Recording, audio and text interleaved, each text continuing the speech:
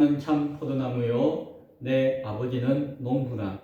물은 내게 붙어 있어 열매를 맺지 아니하는 가지는 아버지께서 그것을 제거해 버리시고, 무릇 열매를 맺는 가지는 더 열매를 맺게 하려 하여 그것을 깨끗하게 하시느니라. 너희는 내가 일러준 말로 이미 깨끗하여졌으니 내 안에 거하라. 나도 너희 안에 거하리라. 가지가 포도나무에 붙어있지 아니하면 스스로 열매를 맺을 수 없음 같이 너희도 내 안에 있지 아니하면 그러하리라. 나는 포도나무요 너희는 가지라. 그가 내 안에 내가 그 안에 거하면 사람이 열매를 많이 맺나니 나를 떠나서는 너희가 아무것도 할 수 없음이라. 사람이 내 안에 거하지 아니하면 가지처럼 밖에 버려져 마르나니 사람들이 그것을 모아다가 불에 던져 사르느니라. 너희가 내 안에 거하고 내 말이 너희 안에 거하면 무엇이든지 원하는 대로 구하라. 그리하면 이루리라. 너희가 열매를 많이 맺으면 내 아버지께서 영광을 받으실 것이요 너희는 내 제자가 되리라. 아버지께서 나를 사랑하신 것 같이 나도 너희를 사랑하였으니 나의 사랑 안에 거하라. 내가 아버지의 계명을 지켜 그의 사랑 안에 거하는 것 같이 너희도 내 계명을 지키면 내 사랑 안에 거하리라. 내가 이것을 너희에게 이름은 내 기쁨이 너희 안에 있어 너희 기쁨을 충만하게 하려 함이라. 아멘. 오늘 나는 말씀을 중심으로 참 포도나무에 사랑 안에 거하라 라는 제목으로 이 말씀 연회를 나누고자 합니다. 최근에 우리 박성희 권사님, 어머니 권사님이 이 전도를 꾸준히 하고 계세요. 오다 가다 만난 이야기를 저한테 들려주는데 사람들이 참 신기하게도 어머니하고 이야기를 하고 교회 안 갑니다, 못 갑니다 하는 사람보다도 아이고 언제 때가 되면 가겠습니다 라는 긍정적인 반응의 이야기들을 해주시는 것을 저는 이제 듣죠.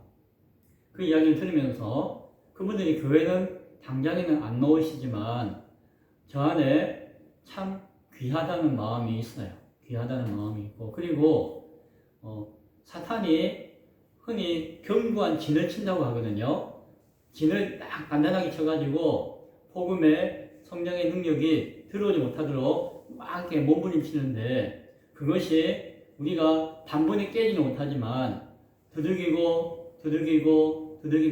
그것이 흐물흐물 무너지는, 그것이 점점 무너지는 그런 현상이 나타나는데, 이 진부 땅에 기쁨의 교회 주변에 있는 그 견고한 진들이 조금씩 허물어지는 것이 느껴집니다. 때가 되면은 와르르 무너질 줄로 믿습니다. 그러면은 우리에게는 준비해야 될 것이 있어요. 하나는 무엇이죠? 견고한 악한 진이 무너져가지고 사람들이 교회 온들, 우리가 말씀으로 든든한 성을 세우지 못하면은 어떻게 될까요? 왔다가 휙 하고 빠져나가요. 왔다가 또 다른 사단 마귀의 유혹에 넘어지고 쓰러져서 사라져 버린다는 것이죠. 그럼 우리 어떻게 해야 되죠?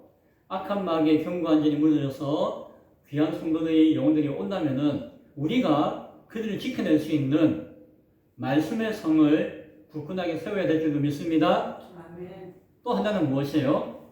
우리가 사람들을 섬길 수 있는 수용성을 가져야 돼요. 아이고 목사님, 우리는 한 10명 앉아서 예배드리는 것이 참 편하고 좋아요. 뭐 신경 쓸 일이 있나? 그냥 아이고 뭐 참 좋은데요. 그러면 뭐예요? 마귀한테 지는 것이. 아이고 우리는 불편합니다. 저 혼자 편안하게 앉아있기가 불편합니다. 내가 누군가를 섬기고 누군가를 도와주고 함께 부딪히는 것이 필요합니다 라고 하는 마음이 들어야 돼요. 예배 드릴 때도 아이고 내가 기도하고 있는 영혼이 함께 예배 드려야 되는데 하는 그 마음이 충만해가지고 혼자서 예배 드리는 것이 불편한 마음이 때로는 들어야 돼요. 누구든지 오더라도 이거 낯선 사람이 왔네 쭈삣쭈삣 하는 것이 아니라 그 사람을 품고 사랑하고 섬길 수 있는 마음이 우리 가운데 있어야 돼요. 그런 마음이 없으면은 백사람이 와도 그분들이 우리 가운데 적응할 수 있을까요? 아니에요. 괜히 내가 눈총 주고 눈을 찔러요. 그리고 뭔가 좀 업신여기고 하면은 다 흘러가요. 우리 가운데 말씀의 견고한 성을 세우고 영혼들을 사랑하며 품을 수 있는 믿음의 수용성을 준비해야 될 줄로 믿습니다. 오늘 나누는 말씀을 통해서 그러한 것들이 우리 가운데 채워질 수 있기를 간절히 소원합니다. 이스라엘 땅에서 잘 자라는 작물이 한 몇 가지, 대여섯 가지 있는데 그 중에 대표적인 것 중에 하나가 포도예요. 포도 좋아하시죠? 네. 그 땅에는 포도가 잘 자라요. 그리고 거기에는 물이 귀하기 때문에 포도를 통해서 좋은 열매를 통해 가지고 포도주를 만들어요. 그것을 물 마시듯이 몇 끼마다 마시는 것이 그들의 풍습이에요. 그래서 성경에 포도주를 마신다, 떡과 포도주를 마신다 하면은 아유 저 사람들은 맨날 밥 먹으면서 반주를 한 잔씩 하네. 그런 의미가 아니라 무엇이에요? 마치 우리가 밥하고 국을 먹듯이 그들은 빵과 포도주를 먹는 것이 그들이 음식 가운데 하나인데, 그래서 매 끼마다 포도주가 귀한 음식이 되듯이 그 포도주를 구하는 것은 큰 은혜예요. 그래서 그 땅에는 좋은 포도가 많이 나고 그것이 중요한 하나님의 축복이라는 여기는 마음이 이스라엘 백성들에게는 있었어요. 그래서 성경에서 그들을 당신들은 포도나무의 비유로서 당신들은 포도나무입니다라고 비유하는 말씀을 철떡같이 이해하고 있었어요. 그런데 먼저 생각할 것은 포도나무는 하나님의 백성 이스라엘을 의미하고 있지만 구약 성경에 보면은 그것에 대해서 조금 다른 의미로 이야기해줘요. 시편 80편에 보면은 주께서 한 포도나무를 애굽에서 가져다가 민족들을 쫓아내시고 그것을 심으셨나이다 라고 이야기해요. 그런데 처음에 풍성했던 포도나무가 점점 시간이 가면서 지나가는 사람들이 다 따먹고 꺾어버리고 또한 들짐승들이 다 헤쳐먹고 하는 상황을 보게 됩니다. 그러니까 시편 기자가 하나님이여 구하옵나니 돌아오소서. 왜? 이 포도나무를 지키는 자가 없기 때문에. 그러니까 오셔가지고 이 포도나무를 하늘에서 굽어보시고 이 포도나무를 돌봐 주세요 라고 간구하는 내용이 시편 80편에 나와요. 무엇이에요? 이스라엘 백성들이 포도나무라는 것이 저 애굽에서 옮겨다가 하나님의 약속의 땅에 심겼는데 결국 그것이 풍성하지 못하고 온갖 해로운 것들에 대해서 해함을 당했다. 하나님이 지켜주지 않기 때문에. 그런데 왜 지켜주지 않았을까요? 그들이 타락하고 하나님의 은혜 가운데서 벗어났기 때문에. 결국 이렇게 간구했지만 그것은 나중에는 말라버리고 불타버리고 멸망하게 되었다라는 이야기가 시편 80편에 나와요. 그래서 포도나무, 이스라엘 백성들은 포도나무다라고 하는 비유를 말씀을 할 때에는 사실 구약 성경은 포도나무지만 그들이 열매도 없고 말라서 불태워버렸다 라는 의미로 사용되어지고 있는 것이, 이사야 선지자도 이사야 5장에서 보면은 하나님께서 땅을 파가지고 돌을 다 제하고 거기다가 극상품 최고의 포도나무를 심었도다. 그래서 그 주변에 망대를 세우고 뭐라고요? 그 지키기 위해서. 또한 그 안에 술틀을 팠도다. 왜요? 그 포도를, 좋은 포도를 거두어가지고 귀한 포도주를 만들기 위해서 다 준비했다는 것이. 그런데 거기서 뭐가 나왔다? 좋은 포도 맺기를 막 기대했는데 결국에는 덜 포도를 얻었다. 뭐요? 하찮은, 쓸모없는, 아무 영양가 없는, 뭔가 맺혔는데 포도의 맛도 안 나는 가짜 엉터리 포도가 맺혀졌다 라고 이야기하는 것이 무엇이죠? 큰 기대를 가지고 심었는데 결국에는 거칠고 상품성이 없는 그런 모습 가운데 머물고 만났다는 책망을 하는 것이, 고발도 하고 책망도 하고. 에스겔 선지자도 에스겔 15장에 보면은 좋은 포도 열매를 맺어야 되는데 포도나무가 열매가 없어요. 그럼 어떻게 돼요? 아니 다른 나무는 열매가 없어도 나무가 튼튼하니까 나무를 쪼개가지고 못도 만들고 뭐 집도 만들고 뭐도 만들고 할 수 있잖아요. 근데 포도나무는 뭘 만들 수가 있나요, 없나요? 아니 그거 뭐 가느다라 해가지고 얇아가지고 뭐 그것이 열매가 없으면은 아무 쓸데가 없는 거예요. 그럼 어떻게 해요? 걷어가지고 불태워 버릴 수밖에 없다. 장작밖에 안 된다. 그런 이야기를 에스겔 선지자가 해줘요. 경고하는 거예요. 이스라엘 백성이, 이스라엘 민족이 하나님 앞에 온전한 포도나무의 역할, 열매를 맺는 역할을 못하면은 불태워야지 어떻게 하겠느냐. 이 이야기를 한 거예요. 예레미야 선지자도 예레미야 2장에 보면은 하나님께서 내가 너를 이스라엘 백성들을 이야기하는 것이에요. 순전한 참 종자, 좋은 품종의 귀한 포도나무로 심었거늘 내게 대하여 너희들은 이방 포도나무의 악한 가지가 됨이 어찌미냐 라고 한탄하는 말씀을 하는 것이 하나님은 좋은 포도나무를 심었는데 그 결과는 이방의 하나님 모르는 악한 가지와 같다라고 이야기하는 것이 불의하고 부정하고 세상과 같이 똑같이 살아가는 타락한 이스라엘의 모습에 대해서 한탄하는 이야기가 나와요. 이와 같이 선지자들이 시편 기자가 이스라엘 백성들이 하나님의 포도나무지만 결국 그들이 열매를 맺지 못하는 역할을 하지 못하는 포도나무로서의 온전한 모습을 가지지 못하는 상황 가운데 있다라고 고발하는 말씀들이 나와요. 비록 하나님이 출애굽의 구원을 허락해 주셨지만 백성으로 삼아 주셨지만 이 땅 가운데서 이방 땅 가운데서 육신의 정욕과 안목의 정욕과 이생의 자랑에서 벗어나지 못하고 오히려 하나님을 믿습니다 하는 믿음조차도 나중에는 자기 마음대로 금송아지를 만들어서 우상 숭배하듯이 하나님을 섬기는 무분별한 신앙의 모습들 그것이 결국에는 타락하는 모습으로 변질되었고 나중에는 역사적으로 멸망당하는 그 역사들을 구약은 이야기하고 있습니다. 우리가 그 하나님의 백성으로서 포도나무라고 칭함받았지만 다 멸망하는 그 역사를 바라보며 귀한 깨달음이 있을 수 있기 바랍니다.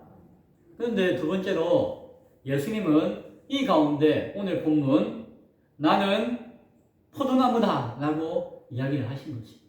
그런데 잘 보면은 무슨 포도나무라고 이야기했죠? 참 포도나무다. 원어는 참 포도나무라고 이야기하지 않고 에고 에이미 하나님의 신적 권위를 나타내는 표현이라고 했죠. 나는 포도나무다 라고 이야기하시고 그리고 참되다 라고 이야기하세요. 한글로는 참 포도나무라고 번역이 되었죠. 무슨 말씀이에요?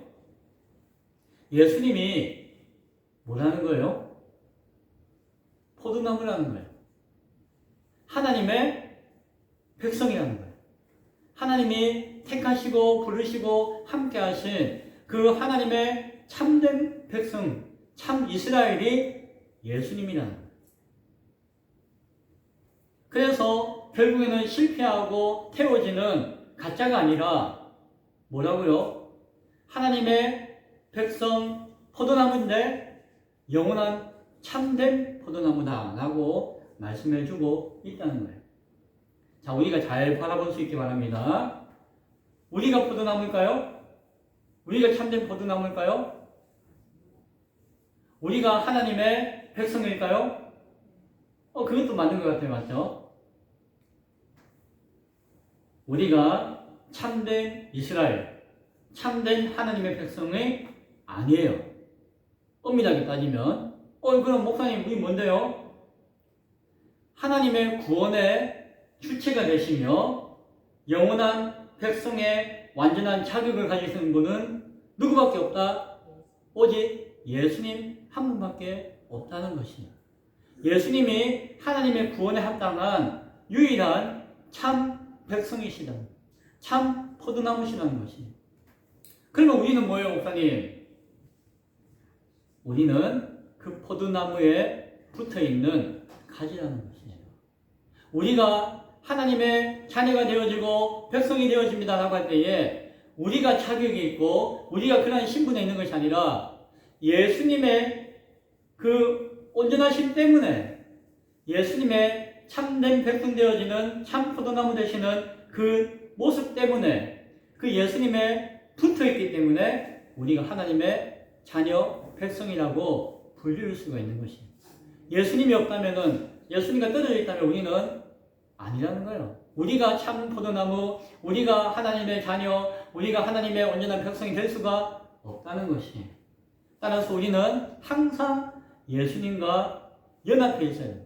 예수님과 함께 해야 되는 것이에요. 예수님께 붙들려 있어야 하는 것이에요. 한 신화도 떨어져서는 안 된다는 것입니다.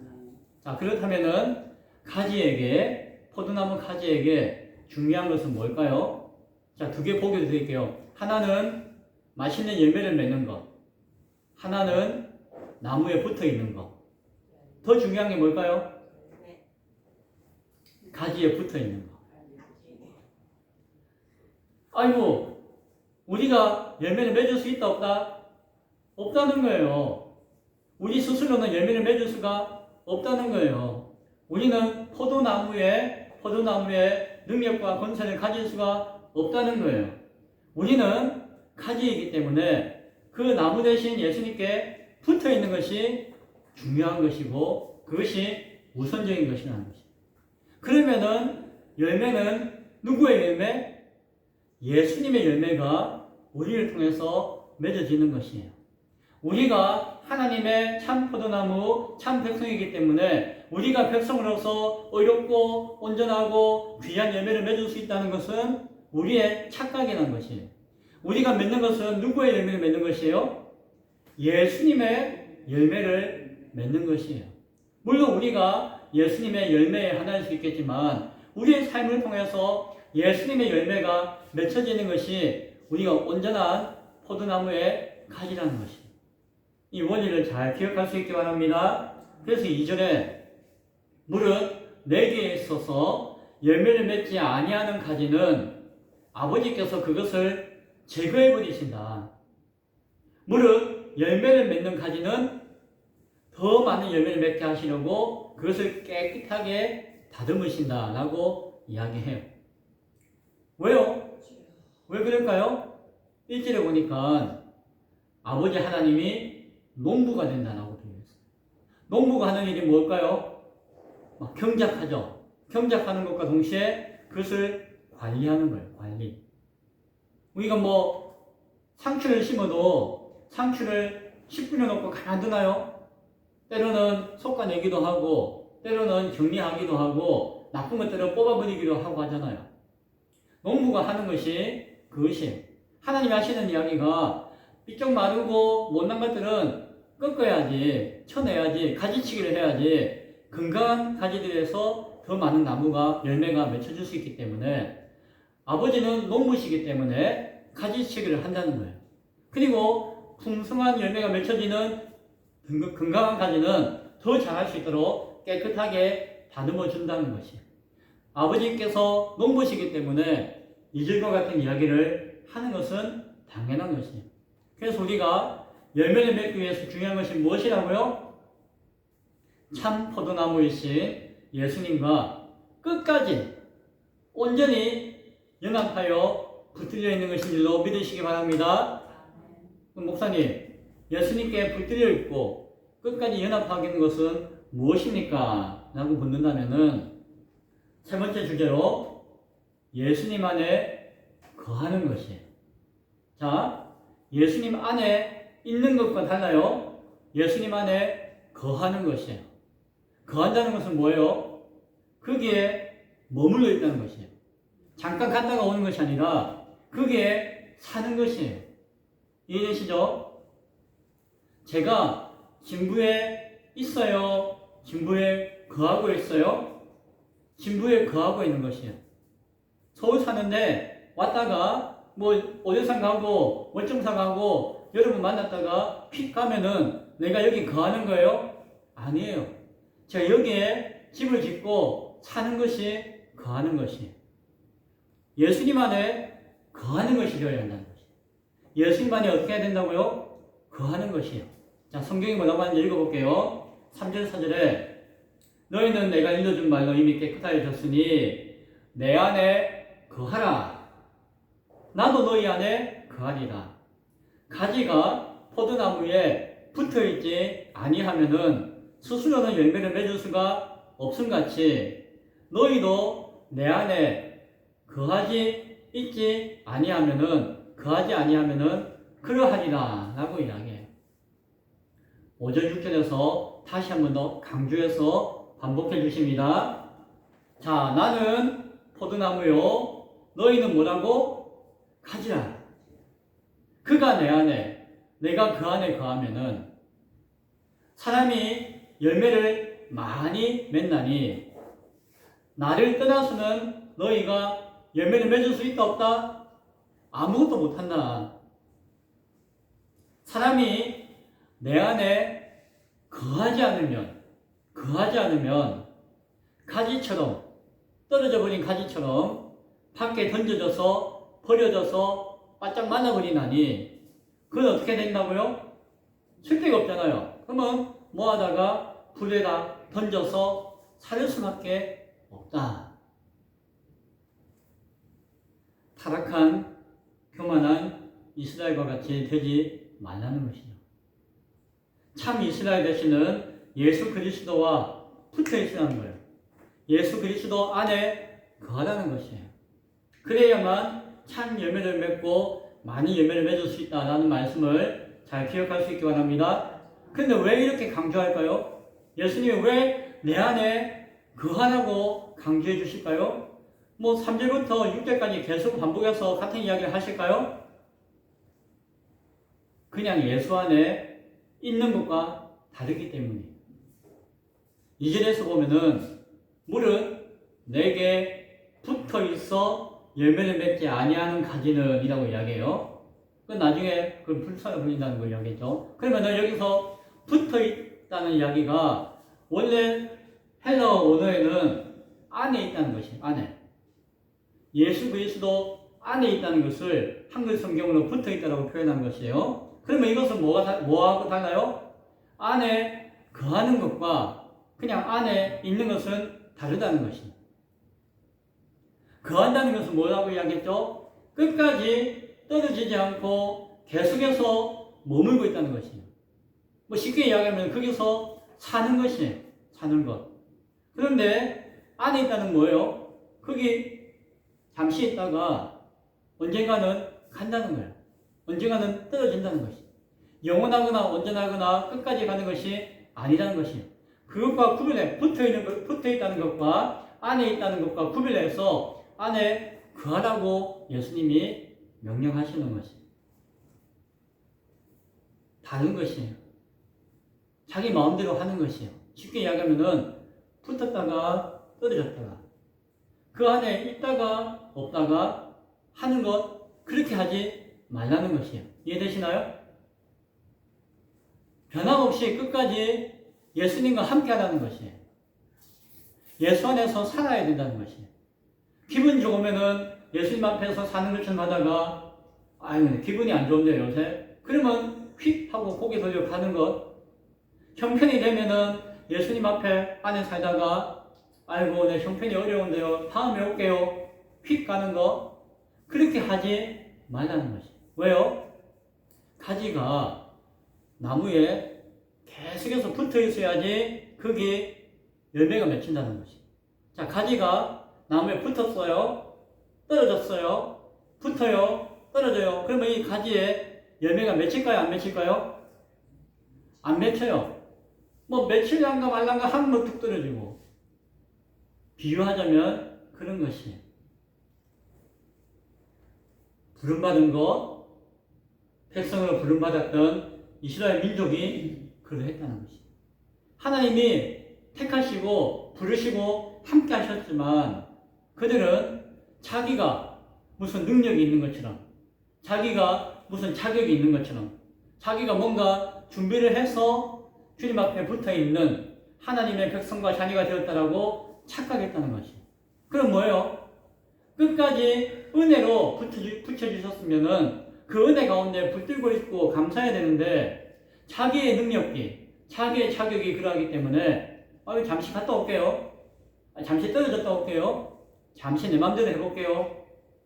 결국 그것은 은혜에 온전히 붙들려 있는 자가 아니라 하나님이 택하시고 부르시고 함께 하시는 자가 아니라 그런 것 같았는데 결국에는 아무 열매가 없는 모습으로 그쳤다는 것이, 자기 스스로가 잘나서 자기가 자격이 되어서 자기가 뛰어나서 하나님이 나를 부르셨나 보다, 하나님이 나를 택하셨나 보다 착각했다는 것이, 교만했다는 것이, 그것이 아니었고 전적인 은혜였는데, 은혜로 넣어주셨는데, 안에 불러주셨는데 그 안에 거하고자 하는 마음 없이 자기 마음대로 왔다 갔다 하는 것, 거기에는 아무런 열매가 없다는 것이, 그것은 온전한 믿음이 아니라는 것이, 하나님과 상관없는 하나님의 백성이 된다는 것이, 하나님과 상관없는 하나님을 믿는 사람이 된다는 것이, 하나님과 상관없는 열심과 열정에 붙들려서 살 수도 있다는 것이.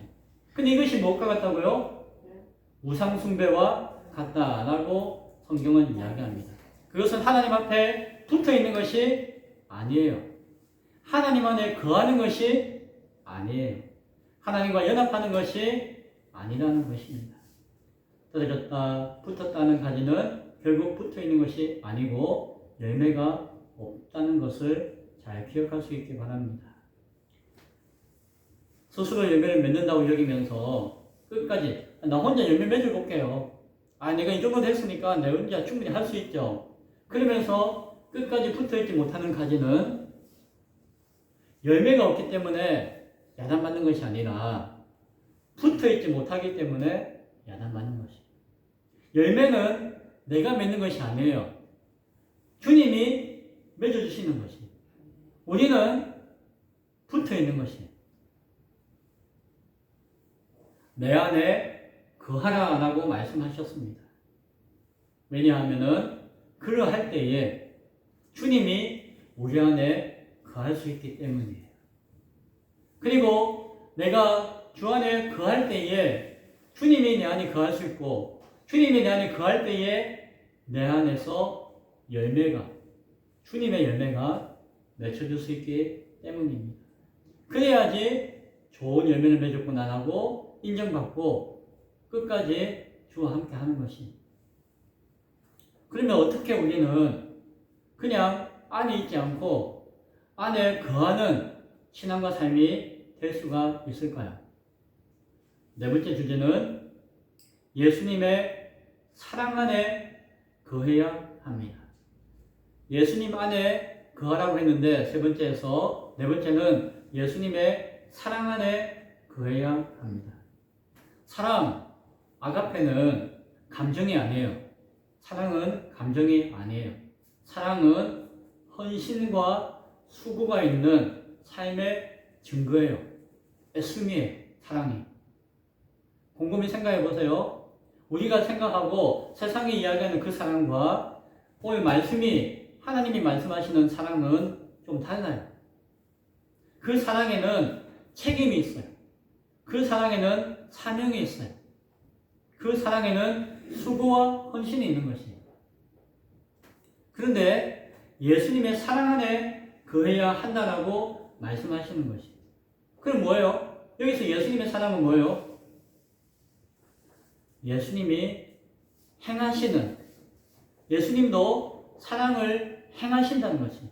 예수님도 애쓰고 힘쓰고 수고하여서 그 사랑을 우리 가운데 나타내 보여주신다는 것이에요. 그리고 우리는 예수님이 행하시는, 예수님이 애쓰시는, 예수님이 수고하시는 그 사랑 안에 거해야 한다라고 성경은, 주님은 우리에게 말씀해 주고 있습니다. 예수님 안에 있는 주님의 은혜에 반응하여서 예수 안에 거하는 우리의 책임과 사명이 더욱더 분명할 때에 예수님은 우리를 그 예수님의 은혜와 사랑 안에 거하게 도와 역사하신다는 것이, 그것이 예수님의 일하심이에요. 예수님이 우리의 믿음 가운데 반응으로 보여주시는 것이에요. 목사님, 예수님이 우리 가운데 어떻게 보여주시는데요? 보혜사 성령이 이때 역사하시는 거예요. 그래서 말씀을 우리에게 들려주세요. 누가요? 예수님이. 성령님을 통해서. 예수님이 말씀을 우리에게 주시고 말씀하시는 것, 그리고 그 말씀의 역사를 일으키시는 것이 무엇이라고요? 예수님이 우리를 사랑하시는 것이. 따라서 우리가 예수님의 사랑 안에 거하는 구체적인 모습 어떻게 해야 될까요? 예수님이 우리에게 행하여 주시는 그 사랑 안에 거하는 것은 그 사랑이 예수님이 성령을 통해서 말씀하시는 계명으로 우리에게 주시는 그 말씀의 뜻 가운데 그 말씀을 듣고 지키며 행하는 것입니다. 그것이 예수님의 사랑 안에 거하는 것입니다. 아버지 하나님의 말씀에 순종하셨어요. 예수님은. 그래서 예수님은 내가 아버지 안에 거한다. 아버지의 사랑 안에 거한다라고 말씀하셨어요. 마찬가지로 성자 예수님도 우리에게 말씀으로 사랑을 보여줄 때에 우리가 예수님의 말씀 앞에 순종함으로 그 사랑에 거할 수가 있는 것이에요. 그 의미를 7절 이하에 이야기합니다. 7절에 너희가 내 안에 거하고 내 말이 그 말씀이 너희 안에 거하면은 무엇이든지 원하는 대로 구하라. 그리하면 이루리라. 말씀의 역사가 나타난다는 것이에요. 8절 너희가 열매를 많이 맺으면 내 아버지께서도 영광을 받으실 것이요 너희는 내 제자가 되리라. 9절 아버지께서 나를 사랑하신 것 같이 나도 너희를 사랑하였으니 나의 사랑 안에 거하라. 아버지의 말씀 안에 내가 순종함으로 그 사랑에 거하는 것과 같이 내가 전하는 말씀 가운데 너희가 순종함으로 거하라. 다시 한번 강조하십니다. 예수님의 사랑 안에 거하는 것이 뭐라고요? 10절에 내가 아버지의 계명을 지켜 아버지의 사랑 안에 거하는 것 같이 너희도 내 계명을 지키면 내 사랑 안에 거하리라. 예수님의 말씀의 계명을 지키는 것, 끝까지 순종하는 것이 예수님의 사랑 안에 거하는 것입니다. 예수님은 오늘도 우리를 위하여 말씀을 하고 계십니다. 성령의 보혜사 성령을 통해서 우리에게 끊임없이 말씀해 주고 계세요. 그것이 예수님의 사랑이에요. 우리가 하나님의 은혜를 받았기에 그 받은 은혜에 겸손히 감사하며 끝까지 붙들어야 하는 것이 우리가 택함받고 부름받고 참 포도나무의 가지가 된 것은 은혜예요. 우리가 뭔가 해서가 아니라 우리가 잘나서가 아니에요. 우리가 의롭기 때문에 우리가 뭔가 행함이 있었기 때문이 아니에요. 하지만 그 은혜를 받았으면 그 은혜 안에서 우리는 어떻게 해야 된다고요? 은혜를 깨닫고 감사하며 인내하며 순종함으로 그 말씀 앞에 그 은혜 앞에 붙들려 있어야 하는 것입니다. 제자로서 붙들린 자로서 그 사명과 책임을 거하는 그 삶 가운데서 끝까지 붙들고 있어야 하는 것이에요. 그것이 무엇이에요? 예수님 안에 거하는 것이고 예수 안에 거할 때에 예수님이 우리를 사랑해 주심으로 말씀해 주심으로 우리는 예수님의 사랑 안에 거할 수 있게 되어지는 것입니다. 보혜사 성령님을 통해서. 그래서 말씀을 주시는 것이 복입니다. 계명을 주시는 것이 복입니다. 아이고 하나님 왜 주님 왜 오늘도 말씀해 주시고 오늘도 왜 이렇게 이래라 저래라 명령하십니까? 그것이 우리에게 복이라는 것이에요. 우리를 사랑하시기 때문에 주시는 사랑의 표현이라는 것입니다.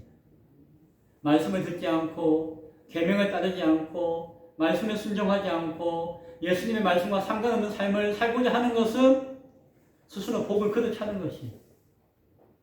스스로 다 되었다. 나는 이제 다 구원을 이루었다.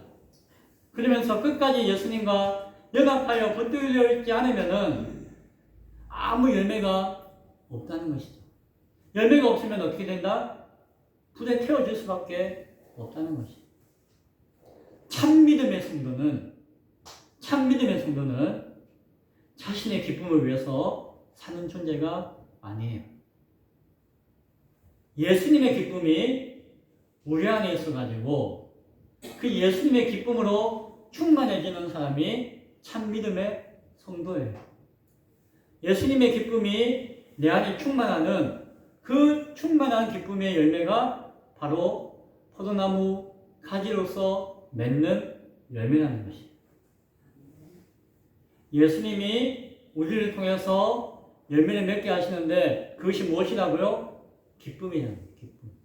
성경은 11절에 내가 이것을 너희에게 이름은 말씀으로 전함은 나의 기쁨이 너희 안에 있어 너희의 기쁨을 충만하게 하려 합니다.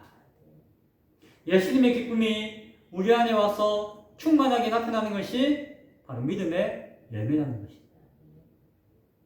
예수님의 기쁨은 예수님의 행하시는 그 모든 사랑의 일로 이루어지는 것이에요.